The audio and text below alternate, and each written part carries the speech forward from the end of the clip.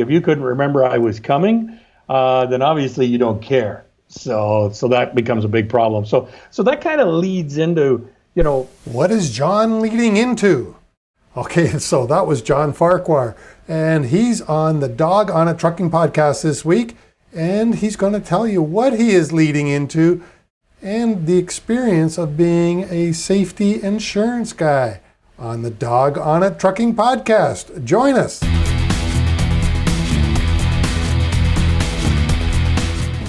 Welcome to the Dawg on a Trucking podcast. I'm your host, Chris Harris, Safety Dawg. And when it comes to trucking safety, the Dawg is on it. Please, if you would show your appreciation for the podcast by leaving a thumbs up, a comment, a rating, it would help me so much. Well, thank you very much. I appreciate you. Now, let's get on with the show.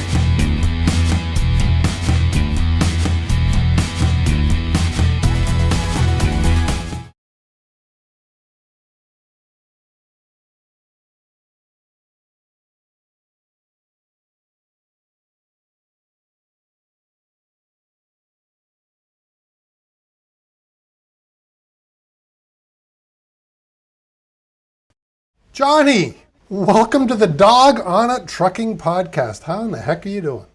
I'm wonderful, thank you. Thank you for inviting me. I appreciate it. This is cool. Hey, not a problem. Glad to have you on. What the heck have you been doing? I understand that you're doing your own gig. Well, yeah, kind of maybe, not sure yet. We just kind of changed up what we were doing here the beginning of May and taking some time off, a little rest, do a little de-stress and unwind. And, well, I got a lot of stuff around the house needs to be done, so we're going to work on a little bit of that and make the wife happy. Happy wife, happy life. Honey-do list. You got her. So, we've been contemplating for quite a while going out on our own, and we're going to take a little bit of time. I've got a number of people that want to talk with me here in the coming weeks, so we'll see where it transitions to. Well, it's an interesting game at the moment for the listeners. If you're listening to this later, we're still in the middle of COVID-19. At the time of recording, this is a Tuesday, and it's stage 1 of Ontario opening. So I haven't seen a customer in, 6 or 8 weeks? I forget how long it's been. 10 weeks? Yep. As soon as I got locked down, I quit seeing customers. Yeah, I was going to say middle of March anyway. My last visit was the 16th of March with a customer, and it was very interesting because we sat in a very large room and we sat in 4 corners of the room because we were honoring the social distancing. So, well, my last visit, I was quite nervous, quite honestly. It was one that they were begging me to do because they were being non-renewed by some god darn insurance company. Damn them insurance companies. And so I had to go in and see these people. It's a new customer. And I walked in and the guy says, okay, well, come on into my office. Well, we're in a 2-foot square closet, the two of us. Well, it wasn't quite that small, but you know what I mean. It was really tight. And he was like, we're both sitting there and our feet are touching type situation. It made me quite nervous. And instead of my usual several hour long thing, I cut it short.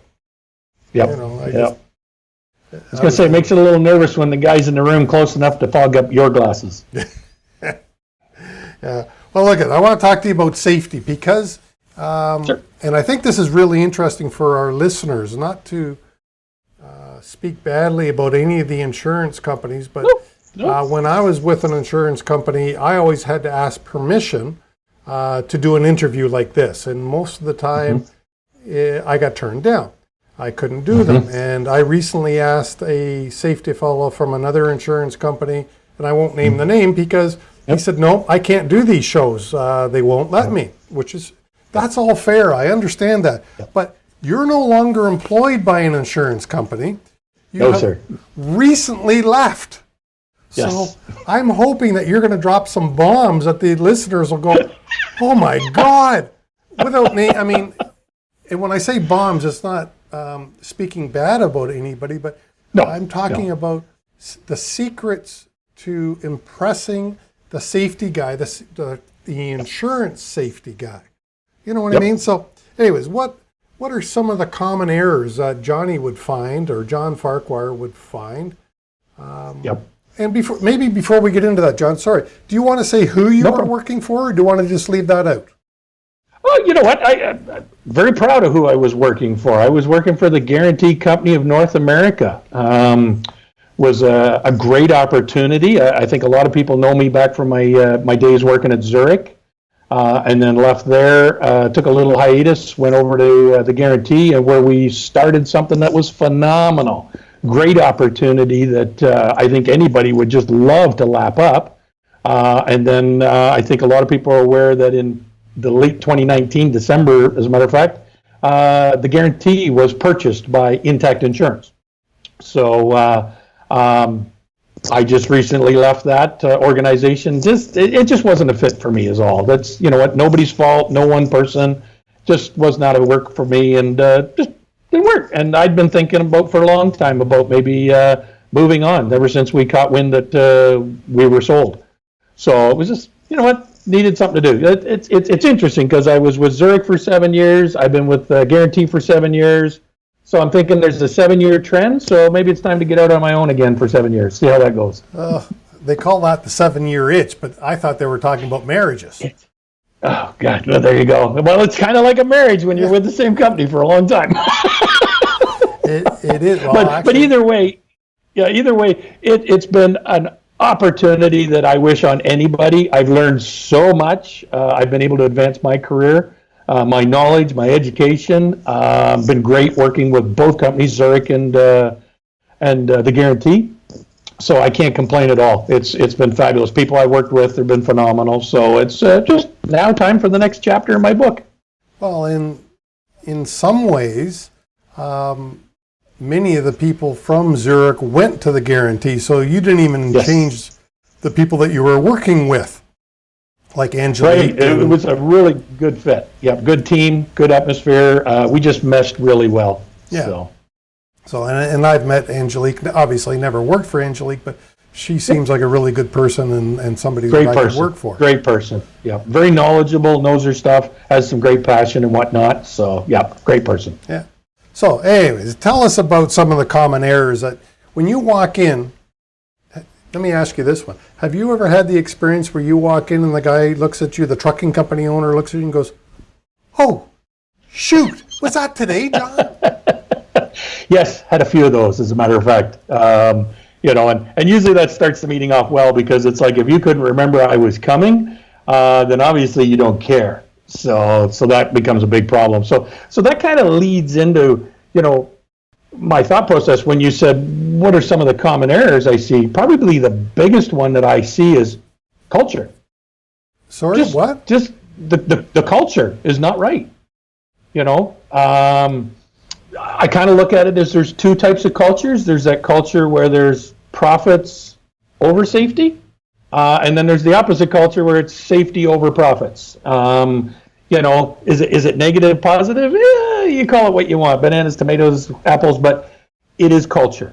And that right away is going to tell you how your meeting's going to go. We're going to, you know, you start into it, you have that conversation, you're going to get an idea what the culture's like in the first 15 minutes of this operation. Just small talk will tell you what's going on.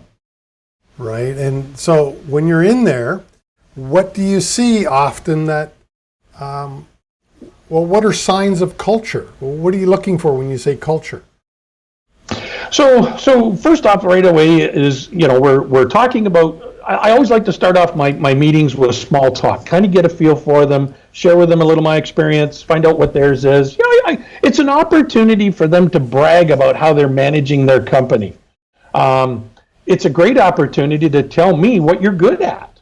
And then I'm going to tell you whether you really are or not. But we're also going to look at what are you not doing that you could be doing much, much better. So the small talk is going to kind of get a little comfort zone, get everybody relaxed a little bit so that we can talk candidly as to what's going on and what our real purpose here is. I'm not a guy that wants to sit here and look at driver files. I don't want to look at your maintenance files. I want you to tell me about your programs. I'm going to look at them to see if what you're telling me is true. and then that's where we're going to find out if we've got some problems. But if you can't tell me what's going on and how you're managing this company, then maybe the culture's not where it should be. If your carrier profiles are off the chart, yet maybe your compliance records are great, you can be compliant, but not necessarily safe.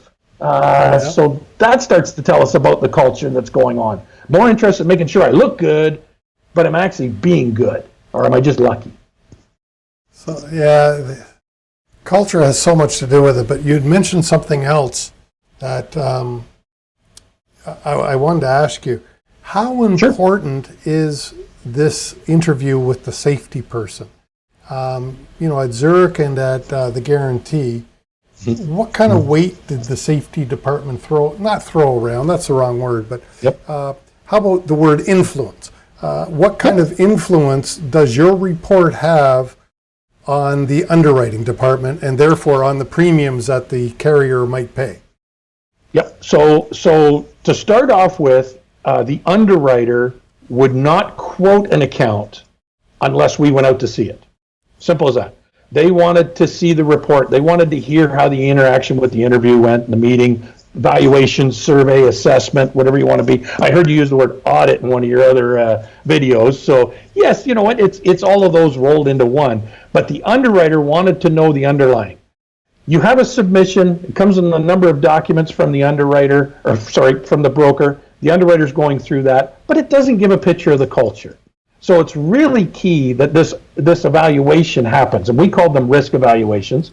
And it was very important that we get this information to the underwriter to give them an idea of what the account is actually doing.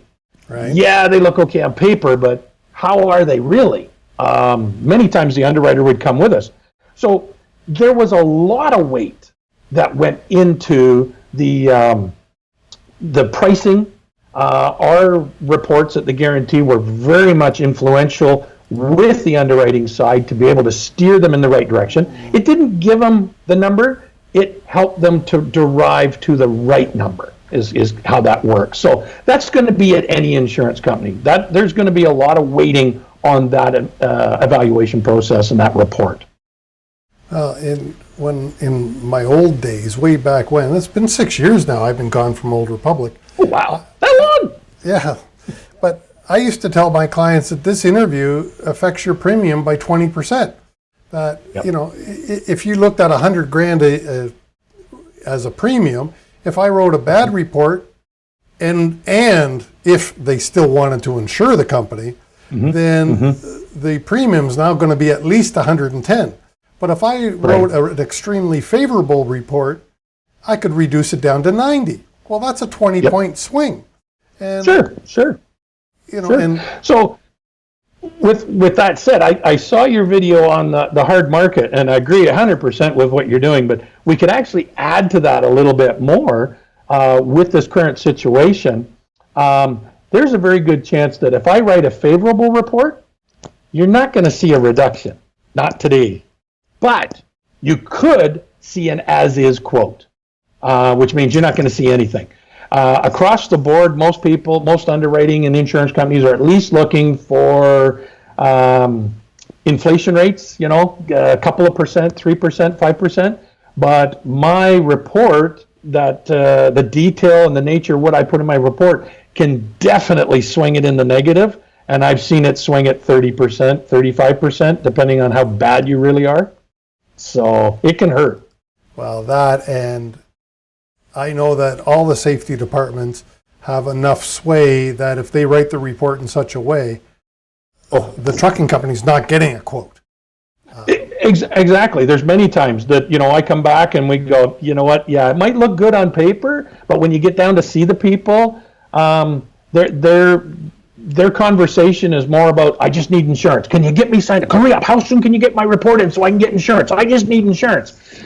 And it's like, you guys, you're not getting it. So back to that culture again. It's like, you just want to keep running. You don't care about what it costs to have this insurance. You just need it. Yeah, that's for sure. What length of time should a carrier, do you think they should allow for this safety interview? We were always trying to strive on that 3 to 4 hour mark. I try not to interrupt your day, but with that said, we've had many a meeting go 5-6 hours, and when they go 5-6 hours, that's a good sign. That means that the customer, the carrier, is quite engaged in the conversation. There's going to be a lot of great information being shared back and forth. They're probably, if we're getting into that kind of timeline, they're making a lot of notes, because that's what's key to us.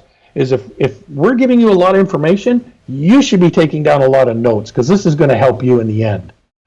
So you know what, 3 to 4 hours I think is the norm. But again, they can go longer. If your meeting goes less than 2 hours, maybe less than an hour, if you're the carrier, you should be concerned. Oh, that didn't go well. Well, certainly if it's a pre-quote. If it's a pre-quote and it's that short, Yeah. Yeah. As my mama used to say, if you ain't got nothing nice to say, don't say anything at all. Yeah. So what are some of the things that you would put in your report that would make a client uninsurable?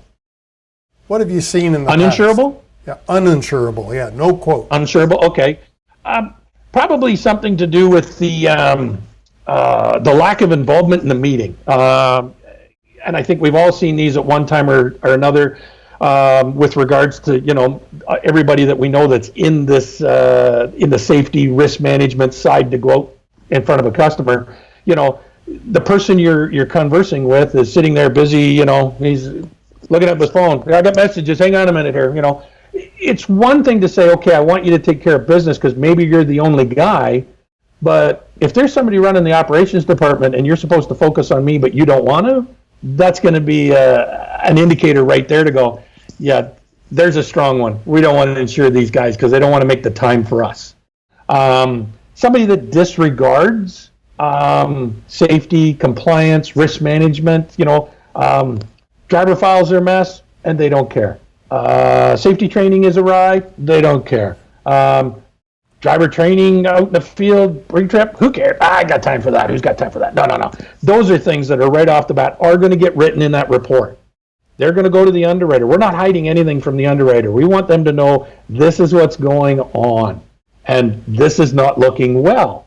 So now, on the other hand of that, if I get a guy who goes, oh yeah, you know what? Oh, this is great. Yeah, have a look at my driver file. Tell me how good they are. And you go, yeah, they're not bad. Couple of things. Here's a couple of things you need to do. And here's some training you could do. But making all kinds of notes, writing all kinds of things down. We're going to fix that. Oh, I'm going to fix that.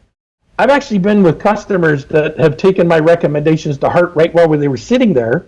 They had 3 people in the meeting, and the safety director points to one of the girls. He goes, go grab that policy right now. Grab the original. Let's look at it. Let's tweak it right here while John's sitting here with us. So, boom. They fixed the policy right in front of me. We reworded it, and before I left there, they had made 40 copies and stuck them all in the driver's mailboxes. So they had that rectified before I left. That is going to get you big gold stars and a brownie mark. Yeah, and just for those who are listening, and it can't be superficial crap that you're trying to do just to impress the safety guy. It's got to be something substantial that is truly safety oriented. Yeah. Well, one of the key things is, as you learn this job, is you learn body language. You get to know who's snowing you, who's telling you a story. You and I, we've been around here a long time. Anybody that's been around us a long time knows what it's like. I've owned my own trucking company. I've been the guy on the other side of the desk trying to get insurance. And you know what you can say, and you know what you can't say, and you know what you should say, and you know what? I know when somebody's trying to tell me something that I want to hear rather than something I should hear. So you get to know them pretty quick, and then you get to pick up on them. And what's really interesting is when you pick that out and you give it a few minutes during the conversation and you come back to that area again and you find out, oh, I just got a different answer. Okay, let's try that again. Give it 10 minutes. I'm going to come back with you with a different question, but in the same frame, and I'm going to get a different answer again. Now I know he's not paying attention to what's going on. Again, that's going to be some bad marks against what you're doing, and not sure you're going to be insurable if you can't get with the program. Okay, and this is a question I just thought of just as you were speaking, knowing that it is likely that you're going to hang a shingle out as a safety consultant. You know that I did 6 years ago, and the reason I did it is I used to sit across the table from some safety consultants who were very good at compliance. They could make driver files look impeccable. They could make maintenance files look impeccable. These people could pass an audit in most cases. If you scratched a little bit deeper, or if you looked at the actual safety record, so leads me to two questions. If you decide to become a consultant, why? And then maybe before you answer that one, how, as a safety, an insurance safety person, how do you dig deep enough to know whether this safety consultant is truly having an impact? Because a lot of the companies that I deal with, certainly the 50 trucks and less, and there's hundreds and hundreds of them here in Southern Ontario, have safety consultants as a very viable management of risk. So when you get in there as a insurance guy, safety guy, how do you dig deep enough to know whether it's a safety consultant who doesn't know their shit, or whether it's the owner who won't let the safety consultant do what is actually necessary? Well, one of the big problems out there is there are not enough good consultants. I think all the consultants that we know in a kind of tight group and whatnot are great guys. Unfortunately, there are a handful more that, as you say, they're compliance people. They're not risk management people. Part of the challenge in this role of being a consultant is to try and get the customer, the carrier, to understand they need to do more than be compliant. With my background on insurance, I think that's a big asset, because I can go, guys, I know what they're looking for. When they're trying to quote you, I know what they're looking for. And it's more than compliance. It's back to that culture. It's like, how are you going above and beyond? Don't sit there and wave your CVOR at me and go, oh, I passed my audit, I'm 82%, I'm okay. No, there's so much more that you could be doing, and you're probably not, because even all the good customers that I had in my career here, not everybody was perfect, and they admit that. But there are a lot of them that go, I'm good, but I want to be better. And those are the ones that are going, help me. What do I need to do? What am I not doing that I could do to be better at what I'm doing? The unfortunate aspect is those guys that are skimping by aren't asking those questions of their consultant or of their insurance specialist. They're more just interested in, how do I keep the doors open and how do I make money? The problem is, it's been proven time and time again that if I invest in my safety department, my risk management department, provide training to my drivers on a regular basis, I can actually save more money than I would if I cut all those things out. Because they're not taking into account the money they spend on damages, violations, convictions, driver turnover. Like, these are all horrendous costs that you don't need to endure. If you invested half that money into your safety culture, you'd cut out a lot of those things, and you'd find out, wow, I actually make a better profit. Because you might think the insurance company is going to pick up those claims, but every time you have a claim, they're just going to keep adding to your premium, and it's going to keep going up. Well, not just adding to the premium. If the client would understand that the insurance company has to make money, and the insurance company, most of them tell us that they have a 30% operating cost or overhead. Spot on. If you have a 65% loss ratio, you add 30 points to that to cover the building and salaries for the insurance company. You're at 95. All of them want to make a 5% underwriting profit.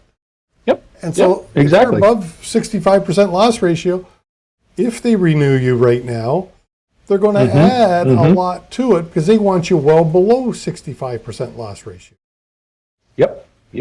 Yep, exactly. Well, and you'd hit the nail on the head there in your last video about the hard market, where I've seen it myself, where we've had customers with very low loss ratio, but their lack of safety commitment is what got them a non-renewal, because the potential was there. You know, we've got policy limits that we see hit on a regular basis. I think the norm prior to the hard market was $5 million limitations. Now we're seeing 2. Insurance companies don't want to give you $5 million anymore. They're afraid to give you $5 million. You've got to go look for it somewhere else in the reinsurance. So you got to be really, really, really good to get that $5 million. And there are even some carriers out there that require 10 or 20 million because of what they're hauling, the product and whatnot. And you know what? I had a number of those clients, and they were really good. And you know what? Underwriting had no problem writing $10 million, $20 million policies. But my continual visits had to keep that going. You had to make sure that you guys stayed the course, you did what you were supposed to keep those kind of terms and conditions in place. So, and those are the guys that are always going, what can I do more? What else? What do you hear out there that I could do better? What can I do here? It's like, wow, you're using telematics at the wazoo. You're training, you're hiring, your qualifying of your drivers is repetitive to the point where it's fabulous. You don't have any losses. Your carrier profiles are all in single digits. It's like, you're doing a great job. What can you do more? Keep it up. And let's talk about maybe a new tweak or maybe a quality assurance process or something along that line. But it's encouragement to keep them going that course, because it takes a lot of resources. There's no doubt about it. But they will admit it's cheaper doing it safer. Well, it's cheaper, and the owner can sleep good at night. Yes. Yep. You know, like, yep. One of the reasons I don't want to be a safety guy for a trucking company anymore is I don't want that 2 a.m. phone call to say we wrecked a truck. I'm out of that business. I'm too old for that stuff. Yeah. I'll say stuff. Exactly. You know, and that was episode 14 was the hard market. You also talked about telematics, and I would encourage the listeners, I offhand, I don't know the episode number, but Ward Workington from Fleet Metrica does a great job of handling all kinds of stuff. So give that a listen too. It might have been episode 11, I'm guessing, but I'm not sure. But Ward Workington, he's in the list there. So do that. But yeah, we are in a hard market. My God. And, well, as I told you, go ahead. I was going to say telematics is so key right now. It's if you're not using telematics, then you're not using all the tools in your toolbox. It really disheartening when you go out to see a customer and you go, oh yeah, we've got OmniTrax in the trucks. Cool. What do you pull from it? Nothing. We just use it for ELDs. Yeah. Well, really? Like, because you could be doing so much more. You know, people need to think of what are the consequences of not utilizing these services. And one of them right off the bat is I could save my bacon in court if I utilize these services, learned from the data that comes out of it, and improve my operations by utilizing that data. You know, it could help me put into place some training programs that I didn't think of. Hard brake, overspeed, following too close, hard cornering, all these great tools at your fingertips, but people are going, I just use it for ELDs. You know, and it's like, well, that's not going to cut it. You got to get with the program nowadays, because the courts are going to go, well, you had it at your fingertips, but you didn't use it, so therefore, you're not really bought into the program, so we could have prevented that collision if you'd done something, but you didn't, so guess what? We're going to write a big check. Also, you've got it as a trucking company. They may have it at their disposal, and if they don't use it, the prosecuting attorney sure as hell will. So, definitely. Yes, they will. They love it. They eat that up. No problem. You can't destroy that evidence, so they're going to use it against you. Exactly. You know, and I can't tell you how many customers I'd ask, well, what do you do about hard braking? Mm-hmm. And this is before ELDs. Well, how do I know about hard braking? There's an ECM, like you download it and you could pull those off on a monthly basis and whatnot, you know, or quarterly at least. But yeah, there's no reason why you couldn't have been using that information. But now with ELDs in place, there's a telematics aspect to ELDs in all the trucks. There's no reason why you can't be using some of that information. Yeah, it's mind-blowing to me. Anyways, what other tips or tricks or things would you like to say to the audience and how to get ready for their insurance audit, their safety insurance audit? Well, I guess the one thing I look at is not all insurance companies and not all risk teams are created equal. Right. We won't get into the bads and the crooks of it, but everybody's looking for a little different than others. I encourage people that when you start that conversation with your risk specialist, your insurance specialist, your loss profession specialist, whatever from the insurance company, when he calls up and says, hey, yeah, I want to come out and do an evaluation, an audit, an assessment, an interview, a survey, whatever it be, you need to start asking him some questions right there. Don't go, oh, okay, yeah, we'll see you at 2 on Tuesday. No, you need to go, okay, cool. What would you like me to have prepared for you for that evaluation meeting? I want to be ready for you. Who would you like me to have at that meeting so that we can have everybody at the table? Now, if it's coming from me, 99% of the time, I send you a list. I'm looking for driver management, vehicle management, loss management, safety management programs. I'm looking for the operations of the company, where you travel, where you go. We're looking at your crash data. We want to look at your carrier profile information. And while we're at it, I want everybody at the table. I want to see the owner of the company at the table. I want the manager at the table, the GM. I want to see the operations guy at the table. I want to see the safety manager at the table. And you know what? When it comes time, I'd like to see the maintenance manager at the table as well. So there's 5 folks right off the bat that should be at that table, and they should be taking this seriously. Now, there's some of these folks that are not going to need to be at that whole meeting, but they should be available so that we can call them in during the time period that is most pertinent to them. Right. Nothing worse than talking to the general manager who kind of oversees the safety department, but he knows nothing about what the maintenance guy does. And it's like, but you've got this carrier profile of all these defects. What are we doing here? Why don't we talk to the maintenance manager and find out? And you find out he doesn't even know anything about it because nobody shares the profile with him.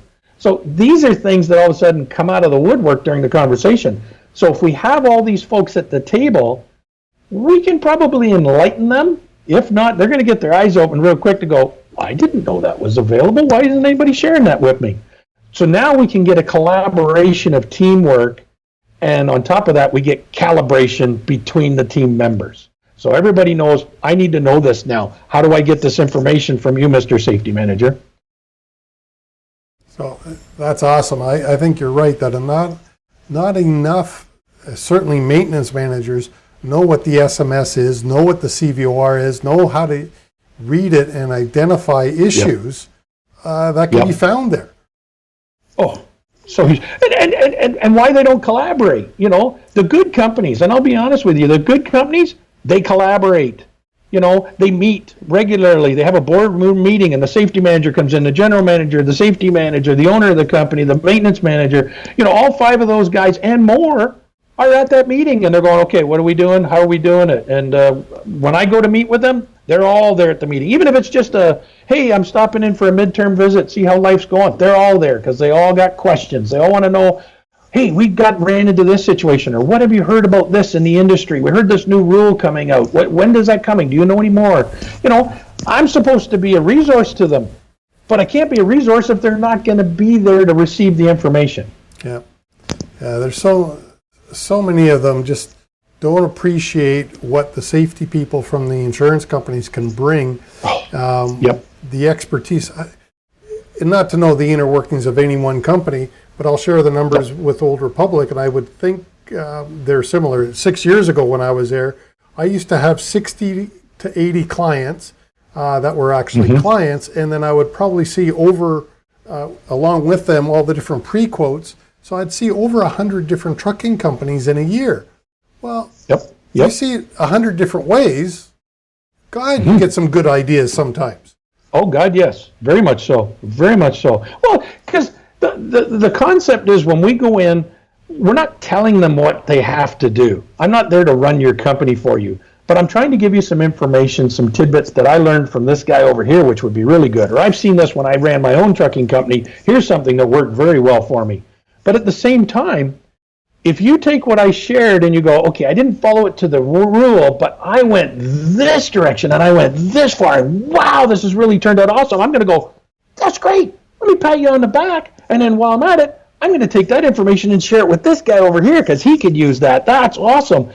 And the real good guy is going to go, well, take one of my business cards. Give him my card. I'd be happy to show him what I did to make that work. Because there's no plagiarism in safety. And if guys can share it with one another, we can all be better for it. Well, that, and let me just say something about being a safety consultant. I've taken 15 years of that exposure and become a safety consultant. And John Farquhar, how many years in safety? You said 7 and 7. So you've got about 15 years as well in sitting on... We won't talk about before that. Well, I mean, I know you were a safety manager for a trucking company, but, you've got years of safety experience. I was in T&T safety department before my 15 years with insurance. So, I mean, I don't know how many years, 20, 23 years of safety stuff. You're not as old as I am, even though you got a little more gray. But, it's thinning in spots. Mine's thinned. But it makes it easier during this time to get a haircut, right? Oh, God. Anyways, so I would encourage the listeners and the viewers to take advantage of John's expertise if he does decide to hang a shingle out. And down below in the show notes will be John's contact info. So if you want to reach out to him, he's certainly available. But, John brings 20 some odd years. How many years of safety experience, John? I'm pushing just over 30 now. Okay, so 30 years. He's got more safety experience than I got. Hold it. What are you doing on my show? Jeez. I haven't figured out how to work the computer as good as you yet, so I'm not there. You keep going. Okay. So I'm happy to refer John because I know he knows his stuff. John and I work together at different projects and stuff. So great deal of respect for John Farquhar. Anyways, any last words, John? Not that I can think of off the top of my head. We've talked about some great subjects and whatnot. I guess the biggest thing is hopefully your listeners are listening and it's don't be afraid of the safety guy. Don't be afraid of your safety consultant. And keep in mind, you're paying them. So you want them to provide a service to you. So ask them, what can you do for me? How can you help me be better at what I'm doing? Safety consultants are going to do that. Safety managers, safety risk guys with insurance companies are there. I love it when a customer goes, this is what I'm struggling with. I really need help, John. Can you give me a hand with this? Love to. Let me help you out. What can we do? Oh, God, I got some stuff. We got some tools. Let's do this. Let's do that. Or you know what? I got one of my other customers who built a really cool solution for that. Let me get in touch with him and let's put you two together. And it's phenomenal when you get that. And I feel good being able to help somebody to better manage it themselves. Yeah, it's perfect that way. Anyways, John, I want to thank you for being on the Dawg On It Trucking podcast. Thanks so much, buddy. No problem. Appreciate it. It was awesome. I hope you loved the show as much as I did. Please leave us a like, a thumbs up, a review, a comment, a rating if it is in your heart. Thank you so much. And I do really appreciate your time. And join us again next week for another exciting interview.